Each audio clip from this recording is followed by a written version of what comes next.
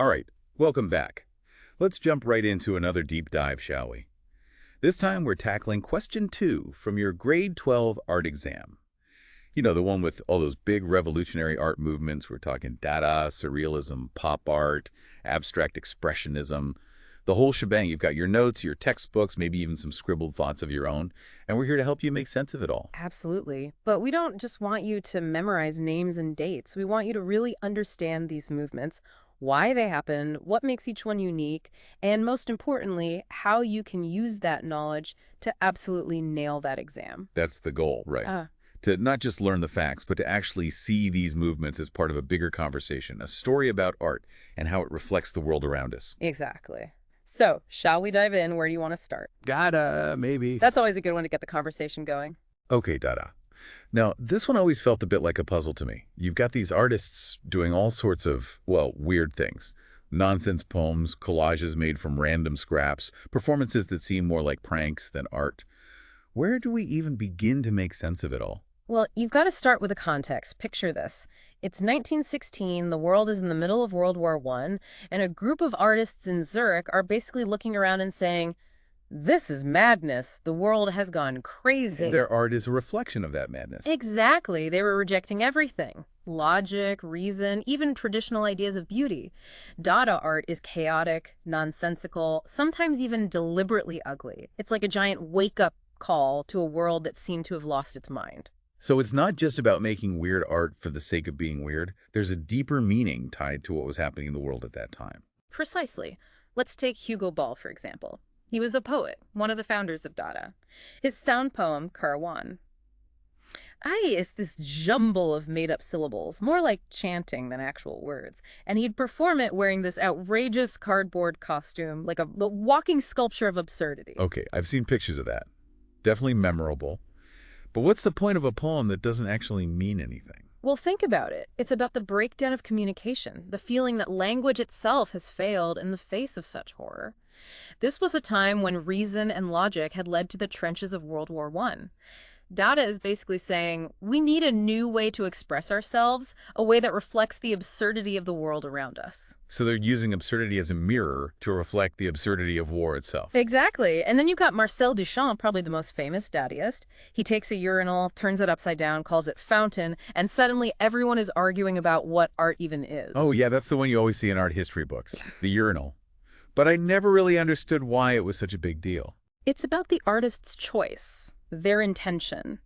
Duchamp is saying that those are what make something art, not the object itself. It's the ideas behind it, the way it challenges the whole system of how we value and define art. So Dada wasn't just about making strange art. It was a reaction to the world, a way of trying to make sense of the chaos and questioning everything we thought we knew. And that questioning spirit, that willingness to break the rules, is going to have a huge influence on the movements that follow, especially Surrealism. Ah, Surrealism, the land of melting clocks and lobster telephones.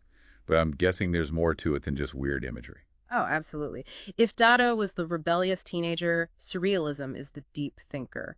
They're fascinated by dreams, the subconscious, the hidden world beneath the surface of reality. So not just random weirdness then. There's meaning behind those strange images. Think of it this way. They were heavily influenced by psychoanalysis. You know, the idea that our deepest desires and fears are hidden in our unconscious minds. Surrealists, like Salvador Dali, wanted to tap into that unconscious world and bring it to life in their art. Okay, so let's talk about some specific examples.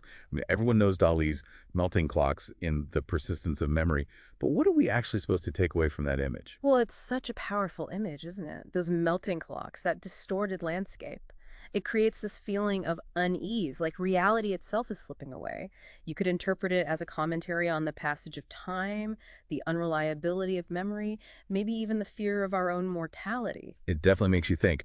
What about those ants crawling all over everything in some of his paintings? Like, what was up with that? Well, ants are actually a recurring symbol in Dali's work, often representing decay and anxiety. Think about how ants swarm over something, consuming it. It's kind of creepy and unsettling, right? Okay, yeah, I get it.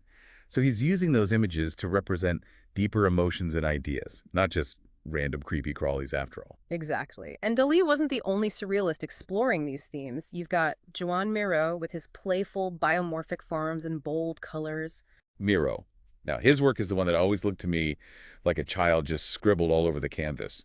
but I'm guessing there's more to it than that. Oh, way more. Miro's work is full of symbolism and hidden meanings. Those biomorphic forms, those abstract shapes that resemble living organisms, they represent a kind of primal energy, a connection to the fundamental forces of life. So he's not just doodling, he's tapping into something deeper, more universal. Exactly. Take his painting, The Farm, for example. On the surface, it's a simple scene, but look closer. You've got a black circle representing the eucalyptus tree, ladders symbolizing elevation and escape, and all these animals representing different aspects of Miro's Catalan identity. It's a deeply personal work, but also speaks to our primal instincts, our connection to nature. Wow, I'm starting to see surrealism in a whole new light. It's not just about weird imagery for the sake of being weird. It's about using those images to explore the hidden world of the subconscious, our deepest fears and desires. Exactly. And that's what makes it so fascinating and enduring. It challenges us to look beyond the surface of things, to question our perceptions of reality, and to delve into the mysteries of the human mind. So we've gone from the chaotic world of Dada to the dreamlike landscapes of surrealism. Where do we go from here? From the depths of the subconscious, we're going to zoom into the bright lights and bold colors of pop art. Think Andy Warhol, Ray Lichtenstein, those instantly recognizable images that capture the energy and excitement of popular culture. Pop art. Okay, that's one of the soup cans and the comic book characters, right? Yeah. Now that's a movement I think I can get my head around. It might seem straightforward at first glance, but there's actually a lot of depth and complexity to pop art. It emerged in the mid-1950s as a reaction against the elitism of the art world. Pop artists wanted to create art that was accessible and relatable to everyone, using images and themes from everyday life. So it's like they're saying, hey, art isn't just for snooty galleries. It can be about the things we see and experience every day. Exactly, and they did it in such a bold, attention-grabbing way. Think about Andy Warhol's Marilyn Monroe prints. He takes this iconic image of a Hollywood starlet and just reproduces it over and over again, using these bright colors and silkscreen printing. I remember seeing those in a museum. They were huge. But isn't it kind of like cheating to just take a photograph and turn it into art? That's the brilliance of it. Warhol is questioning the very definition of art. He's taking something from mass culture, something we see all the time, and elevating it to the status of fine art. And by doing so, he's making us think about the role of celebrity, the power of images, and the nature of consumerism in our society. So it's not just about making pretty pictures. It's about making a statement about our culture. Exactly. And Warhol wasn't the only one doing this. Roy Lichtenstein, for example, took inspiration from comic books, using those bold outlines and Ben-Day dots to create large-scale paintings that were both playful and powerful. Oh, I love Lichtenstein's works, like walking into a giant comic book. But what's the deeper meaning behind those comic book images? Well, think about it. Comic books back then were considered lowbrow entertainment, definitely not something you'd find in an art gallery. But Lichtenstein saw the beauty and the power in those images, the way they captured the energy and drama of everyday life. So he's elevating the mundane, the everyday, to the level of art. Exactly. And he's doing it in a way that's both visually striking and intellectually stimulating. Look at his painting, Hum, for example. It depicts a fighter jet firing a missile, this huge explosion in the background, a scene straight out of a comic book. But the way Lichtenstein paints it, those bold colors and graphic lines, it becomes a powerful commentary on the violence and spectacle of modern warfare. Wow, I never thought about it that way. So pop art is not just about soup cans and celebrities. It's about using those familiar images to make us think about the world around us, the culture we live in. Precisely.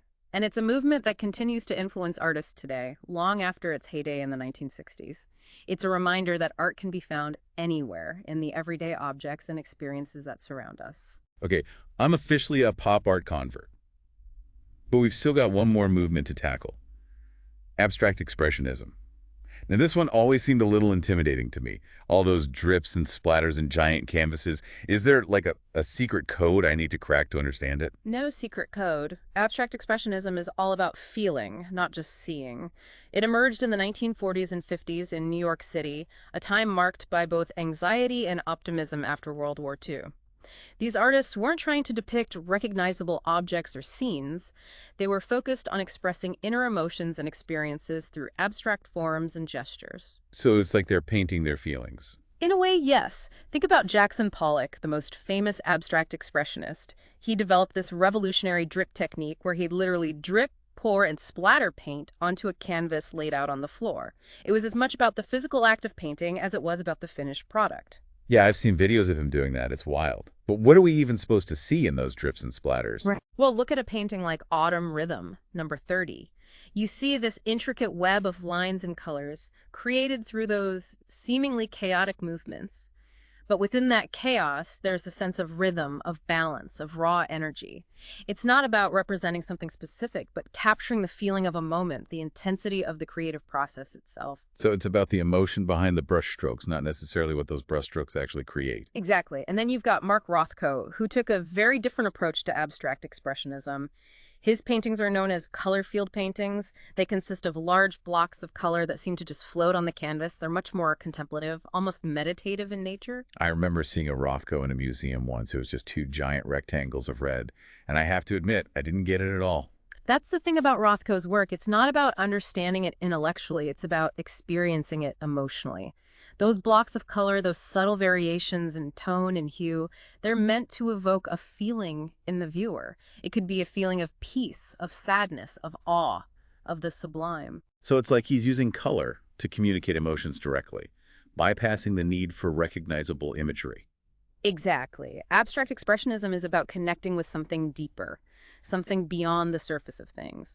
It's a reminder that art can be a powerful tool for self-expression and emotional exploration. Okay, I think I'm starting to get it. It's about the feeling, the energy, the pure essence of the creative act. No wonder those abstract expressionists were such big personalities. Their work is so personal, so raw. And that rawness, that willingness to express themselves without holding back, is what makes their work so powerful and enduring.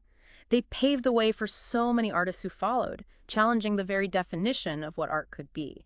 So we've gone from the absurdity of Dada to the dreamlike landscapes of surrealism, the pop culture explosion of pop art, and finally the emotional intensity of abstract expressionism. It's been a whirlwind tour. And this is just the beginning. As you continue to explore these movements, remember that there's no one right way to interpret them.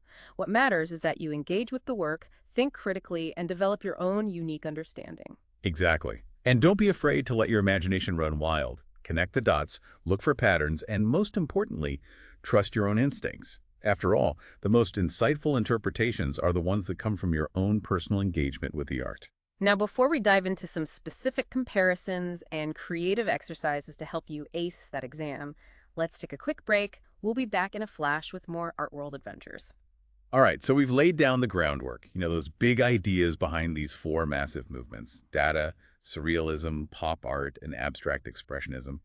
But now it's time to get specific, time to put on those art critic hats and really dig into some specific works that you might encounter on that exam. Yes, because it's one thing to understand a movement in general, but when you're staring down question 2, you need to be able to talk about individual pieces. Right. To compare, contrast, offer interpretations. Where do we even begin with that? It's all about making connections both within and between movements. And don't worry, it's not as intimidating as it sounds. Like, let's take Dada, for example. We talked about Hugo Ball and Marcel Duchamp, but there's another artist I think you'll find fascinating, Jean Arp. Okay, Jean Arp. The name rings a bell, but I'm drawing a blank on what his work actually looks like. Well, he was a founding member of Dada, but his work kind of bridges the gap between Dada and Surrealism. He was fascinated by biomorphic forms, those abstract shapes that resemble living organisms, like amoebas or something. Wait, biomorphic forms like those amoeba-looking things in Miro's paintings? So we've already got a connection right there between Dada and Surrealism. Exactly. So you're already making those connections. Arp's collages and sculptures are particularly interesting. He often used chance procedures in his creative process. Like, he would tear paper into squares and just drop them randomly onto a larger sheet to create a collage. So he was letting go of control, embracing the randomness of it all. That's very Dada, right? Exactly. Take a look at his piece, Collage with Squares Arranged According to the Laws of Chance. It's this perfect example of how Arp used chance to create something that's both unexpected and, harmonious. It's a rejection of that traditional artistic control, but within that randomness, there's still a sense of balance, like order emerging from chaos. Like life itself, right? Sometimes the most beautiful things come from the most unexpected places. A little bit of chaos mixed with a touch of order. And that tension between chaos and order, you'll find that in a lot of Dada art. It reflects the feeling of a world turned upside down, a world where the old rules no longer apply. So we've got a connection between ARP's Dada and the later Surrealism. Where else can we see those links, those echoes between these movements? Well, let's shift gears to surrealism for a second. We discussed Dali and those melting clocks, but let's revisit Jean Miro. We touched on his biomorphic forms, those shapes that echo in ARP's work. But there's another layer to explore here, his use of symbolism. Right. You were saying how his paintings are full of hidden meanings, like a secret code you need to crack. Think about his painting The Farm, for instance. At first glance, it seems like a pretty simple scene, right? But look closer and you'll find this rich tapestry of symbols. The black circle represents the eucalyptus tree, the ladders symbolize elevation and escape, and each animal. Well, each animal represents a different aspect of Miro's Catalan identity. It's both a deeply personal work and at the same time a universal exploration of, well, our connection to nature. So it's like those Where's Waldo pictures, where the longer you look, the more you discover. Exactly, and that's what makes surrealism so engaging, right? It invites you to delve into the subconscious, unlock those hidden meanings, and make your own connections. Okay, I'm starting to feel like a real art detective. But let's fast forward a few decades to pop art. We already talked about Warhol and Lichtenstein, but you mentioned another artist, Claes Oldenburg, whose work plays with those familiar objects in a really interesting way. Oldenburg, oh, he was a master at taking those everyday objects, things that we might not even think twice about, and he transformed them into these monumental works of art.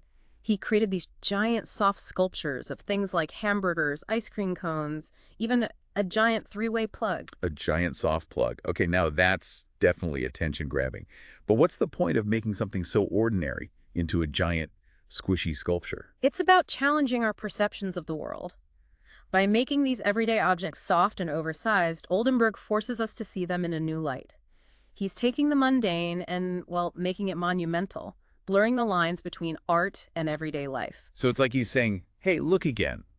Even the most ordinary things can be extraordinary if you look at them in a different way. Exactly. And by making them soft, he's also adding an element of humor, playfulness. Imagine encountering a giant squishy hamburger in a museum. You can't help but smile, right? It'd be hard not to. So he's making us think, but he's also making us laugh.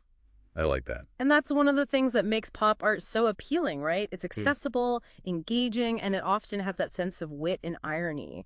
But beneath the surface, there's that deeper message about consumer culture, mass media, the way images shape our perceptions of the world. Okay, so we've covered Dada, Surrealism, and pop art. Now, how do we approach abstract expressionism when it comes to, comparing and contrasting specific works? Because it's also, well, abstract. That's the challenge, but also the beauty of it, right? Remember, abstract expressionism is all about feeling, not just seeing. Let's take a look at Franz Klein, an artist who really embodies that. Franz Klein, okay, give me a visual here. What kind of abstract are we talking about? Think bold black and white brushstrokes, dynamic compositions that, well, they just feel full of energy and movement. He was actually inspired by everyday things like bridges and buildings, but he abstracted them into these powerful gestural forms. So it's not about painting a realistic bridge, but capturing the feeling of a bridge. The strength, the structure, the movement. Exactly. Take a look at his painting Chief, for example. It's this massive canvas filled with these thick, black lines that just seem to dance and swirl across the surface. It's not about representing something specific, it's about conveying a feeling, an emotion. So with abstract expressionism, it's less about analyzing the details and more about letting the overall impact of the work just wash over you. Precisely, and that's where your own interpretation comes in. What do those bold black and white strokes evoke in you? Do you feel a sense of power, of movement, of chaos, of order? There's no right or wrong answer, as long as you can support your interpretation with evidence from the work itself. Okay, that makes me feel a bit better about tackling abstract expressionism. But what about comparing two abstract expressionist works that seem completely different? Like a Pollock drip painting and a Rothko color field painting. Where do you even begin with that? That's a great question.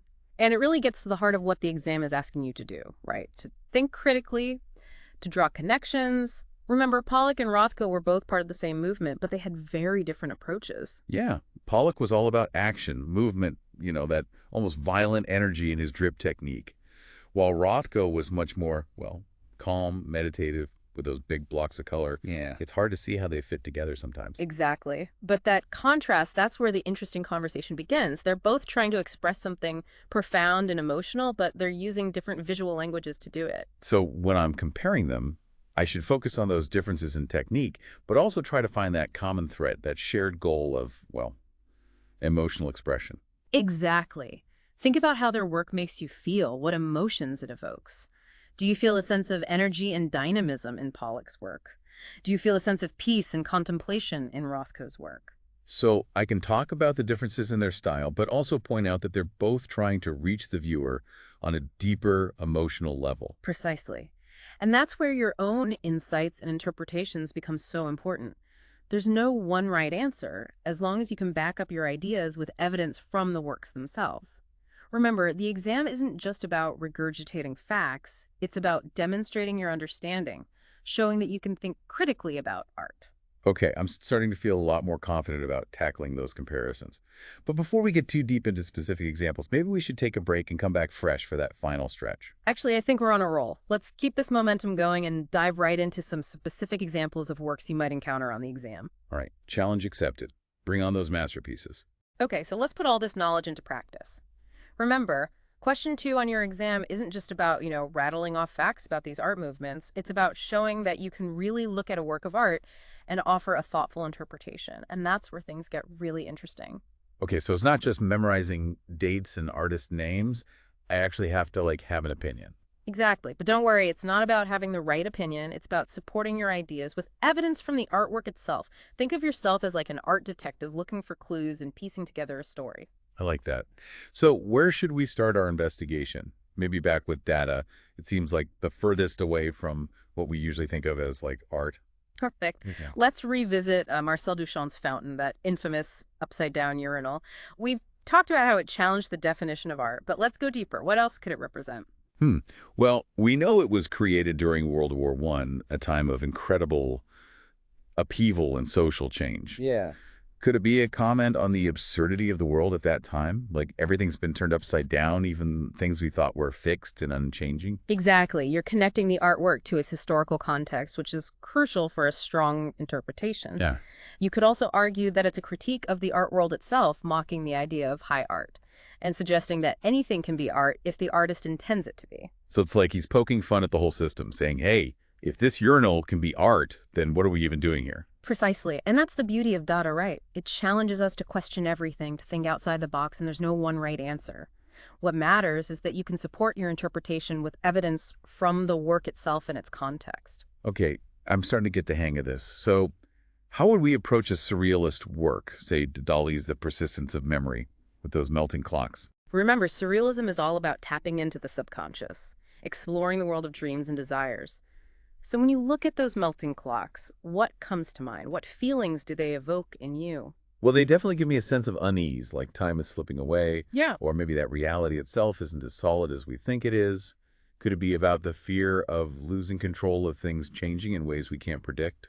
Excellent. You're engaging with the emotional impact of the work, which is key to interpreting surrealism. You could also connect those melting clocks to Dali's own life, his fascination with psychoanalysis and the exploration of the subconscious. Perhaps they represent the fluidity of memory, how our memories distort and change over time. So it's like those dreams where time feels all warped and strange and you wake up feeling disoriented. Exactly. Surrealism is all about capturing those dreamlike states, those moments where logic and reason break down and the subconscious takes over, and there's a real richness to exploring those themes in Dali's work. Okay, this is making a lot more sense now. So how about pop art? How do we go beyond just identifying the subject matter and find those deeper layers of meaning? Let's take Andy Warhol's Marilyn Diptych, for example. We see those repeated images of Marilyn Monroe, but what's he trying to say? Think about the context of the work. This was the early 1960s, a time of intense celebrity culture and mass media. Right. Marilyn was everywhere. Magazines, movies, billboards. She was like the ultimate pop culture icon. Exactly. So Warhol's work isn't just a portrait of Marilyn. It's a commentary on the nature of fame itself. The repetition of her image, the way it's rendered in those flat, almost impersonal colors, it speaks to the way celebrities are consumed and commodified in our society.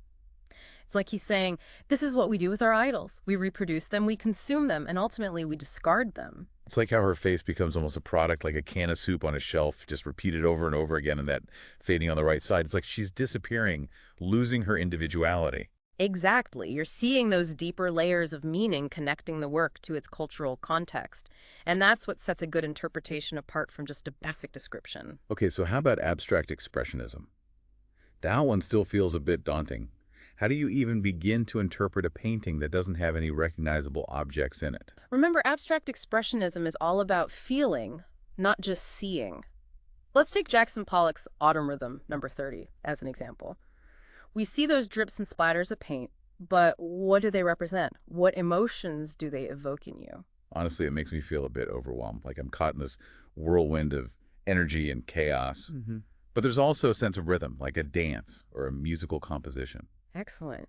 You're letting the work speak to you on an emotional level. You could interpret those drips and splatters as a representation of Pollock's own creative process, his physical and emotional energy being poured onto the canvas. Or you could connect it to the anxieties of the post-war world, the feeling of uncertainty and change. So it's not about finding a specific meaning, it's about the overall feeling, the impact it has on the viewer. Exactly. And that's where your own personal response comes in. What do you see in those drips and splatters? What emotions do they stir within you? There's no right or wrong answer as long as you can back up your interpretation with evidence from the work itself. Okay, I think I'm finally starting to get it. It's not about finding the hidden meaning or decoding some secret message. It's about looking closely, thinking critically, and trusting your own instincts. Exactly. Remember, the goal of question 2 is to show that you can engage with these works of art on a deeper level, to understand the context in which they were created, and to offer thoughtful interpretations that are supported by evidence. This has been such an eye-opening deep dive. I feel like I can actually look at these movements and these works of art with like a new understanding and appreciation. And that's what it's all about. Remember, art is meant to be experienced, discussed, debated, so keep exploring, keep questioning, and most importantly, keep those art critic hats on. You're going to ace that exam. Until next time, happy art exploring.